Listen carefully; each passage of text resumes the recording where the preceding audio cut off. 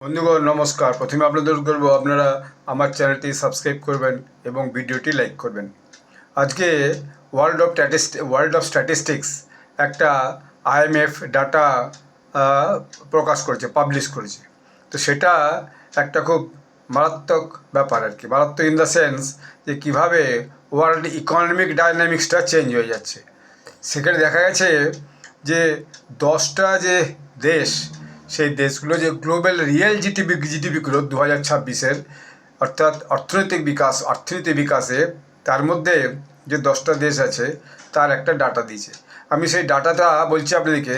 1 নম্বর আছে চায়না 26.6%, 2 নম্বর আছে ইন্ডিয়া 17.0%, 3 নম্বর আছে ইউনাইটেড স্টেট 9.9%, 4 নম্বর আছে ইন্দোনেশিয়া 3.8%, 5 নম্বর আছে টার্কি 2.2%, 6 নম্বর আছে নাইজেরিয়া 1.5%, 7 নম্বরে ব্রাজিল 1.5%, 8 নম্বরে ভিয়েতনাম 1.6%, 9 নম্বরে সৌদি আরবিয়া 1.7%, 10 নম্বরে জার্মানি 0.9%।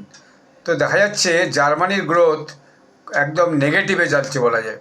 তাহলে টোটাল ব্যাপারটা কী দাঁড়ালো?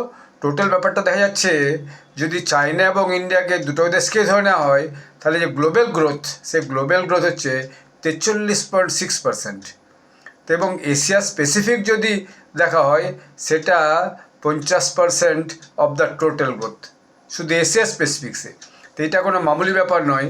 তারপরে দেখা যাচ্ছে এই ইউরোপ এবং ইউনাইটেড স্টেটস এককভাবে এবং ইউরোপ সামগ্রিকভাবে এই যে গ্লোবাল রিয়েল জিডিপি গ্রোথ, এই জিডিপি গ্রোথে কিন্তু অনেকটা পিছিয়ে আসছে। তো এইটা একটা মামুলি ব্যাপার নয়। অর্থাৎ যে গ্লোবাল জিডিপি যেভাবে বাড়ছে, তাতে চায়না 1 নম্বরে এবং ইন্ডিয়া 2 নম্বরে, এটা একটা মস্ত বড় ঘটনা কিন্তু আগামী দিনের জন্য। তো এইটাতে দেখা গেল কি যে মানুষটি সবচেয়ে গুরুত্বপূর্ণ এক মানুষ, তিনি এটাতে হচ্ছে কি যে মন্তব্য করেছেন, তিনি হচ্ছেন এলন মাস্ক। তো বুঝতে পারছেন, এলন মাস্ক মস্ত বড় পরিচিত মুখ, যিনি এখন টুইটার বা এক্সের মালিক, যার ফলোয়ার্সের সঙ্গে হচ্ছে যে 233.5 মিলিয়ন, মানে বিশাল একটা ফলোয়ার্সের সংখ্যা। তো ইনি একটা হচ্ছে যে